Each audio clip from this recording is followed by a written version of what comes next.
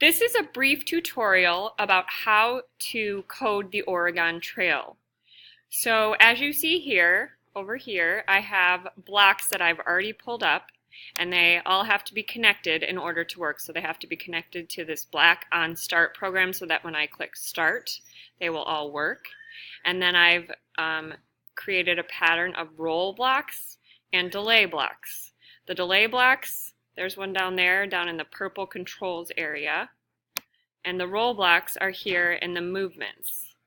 And so after dragging them all up, I had to adjust. So my first roll block, I will always set at 0 degrees for the heading. So the direction it'll head, I know if I aim my Sphero robot with that little blue light on the back side of it, it will then go straight if it's at 0 degrees. It'll go straight for that very first part of the Oregon Trail.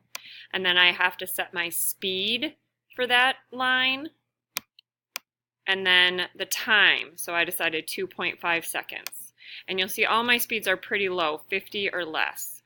And then for the turn, once my Sphero gets to a corner and stops for a second with a delay and then is going to take a turn, I adjust my angle based on what the first turn is. And then again I set my speed and my time, and then for the next turn I'm going to have to adjust my angle a little bit again depending on which direction the next turn is. And then I'm going to continue on and do that for all of my roll blocks until I get to the end of the Oregon Trail.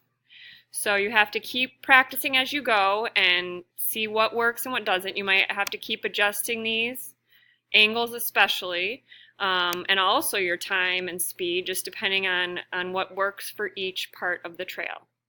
And that's it.